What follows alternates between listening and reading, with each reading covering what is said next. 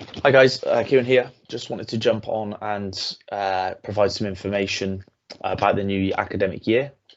I wanted to talk through the new academic calendar, talk through some of the modules and how they will look in September or October, as the case may be, and also have a look at what your weeks will look like. One of the questions I've had quite a lot over the summer period is around childcare.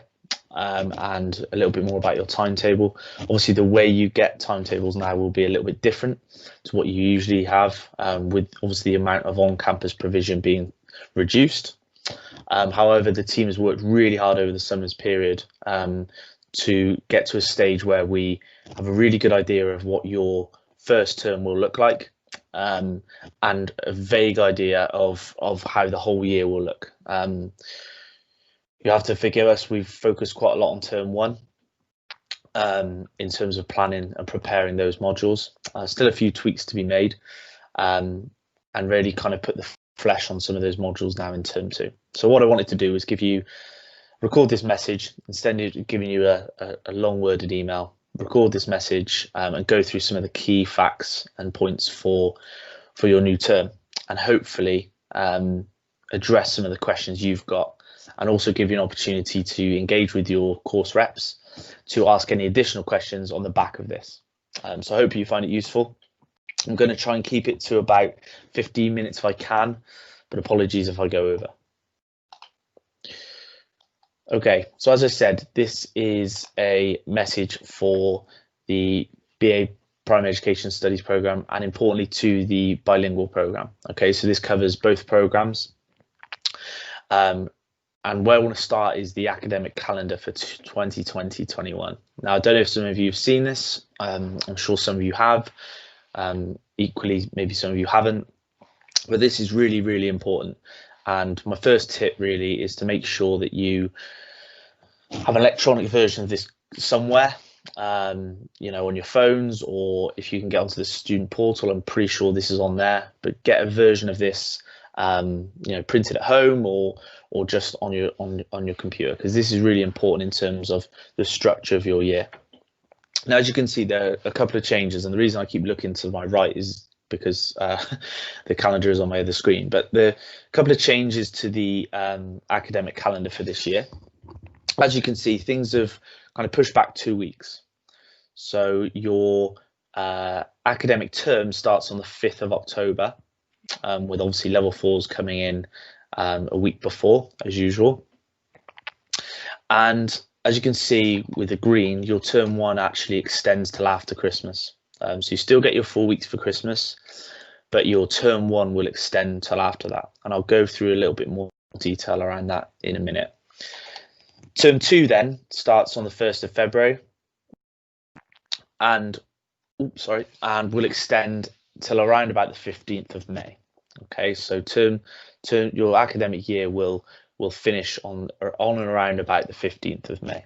Okay, and again, you've got a little bit of detail there in terms of exam boards, when they'll be, student marks release, so on and so forth. So I wanted to really give that kind of highlight that up front to show you exactly how that year looks in terms of weeks. Now, what's really important, especially for this presentation, is the week numbers on the middle column.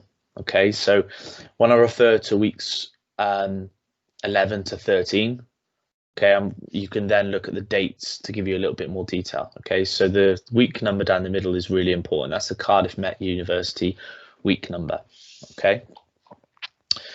All right, so what I want to talk about now is the structure of your curriculum and how your modules will look come this academic year.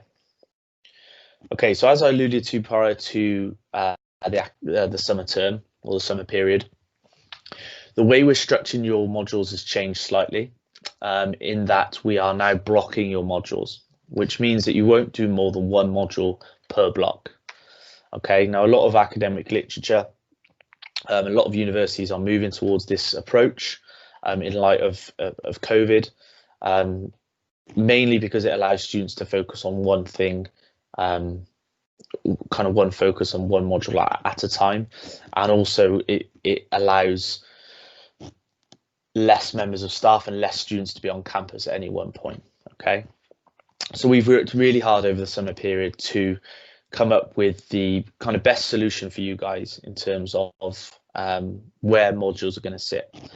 Now, what I'm going to do is I'm going to start from the bottom of this upwards, and I'm going to explain a little bit about each module. But as you can see, there are 3 blocks, all right, and also you can see the CMU weeks that are there as well, all right. So you should know Global and Comparative Education starts in week 11, which is the 5th of October, and is then a 3-week block. So for 3 weeks, you'll be studying Global and Comparative Education. Okay, and I know Paul has sent through some reading prior to summer to get you started on that. Okay, now some blocks, as you can see, are 4-week blocks. Some weeks are 3-week blocks. That's mainly due to the credit weighting, okay, and the way that we've structured your curriculum. Okay, so as you can see, most of those 20 credit modules are 4-week blocks. Most of the 10 credit modules are 3-week blocks, with the with assessment and primary education, sorry, being slightly different in that sense. Okay, so that gives you a clear idea of how your curriculum will look. So split into 3 blocks, term 1 at the top, term 2 in the middle, and again, one big difference here is that your dissertation independent project will not be blocked. Okay, so you will be studying your dissertation throughout the year. That's one thing we haven't changed. Part of the reason that is because we want to give you the whole year to study your dissertation. Some universities have blocked their dissertation over 4 weeks and blocked their dissertation over 1 term, but we felt that the dissertation 40 credit needs a year-long approach. Okay, so at the top you've got term 1, you've got CMU weeks, and in the middle you've got term 2, and at the bottom then you've got your dissertation module. Okay, so as you can see, the year's starting with Global and Comparative Education. It's going to be a 3-week block. It's going to be weeks 11 to 13. You will then follow by subject knowledge in the primary education. We've also given 3 weeks to that block, and the period prior to Christmas will finish with alternative approaches in education, which is a 4-week block. Okay, you will then have your 4-week Christmas period. Okay,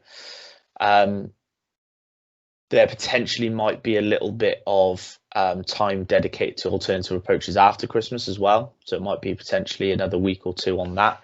And then you will start on February the 1st, you will start your term 2 modules. So starting with assessment in primary education, followed by ICT, followed by professional practice and wellbeing. Okay. One caveat I must put here is that term 1 is pretty much set in stone. Term 2 might change in terms of the weeks. All right. The reason we have that is our timetabling department at the minute are only timetabling term 1. Okay, because obviously we don't know what's going to happen after Christmas around COVID. Things might change, so we might have to make some alterations there. Okay, but I want to try and give you as much information as I can at this stage.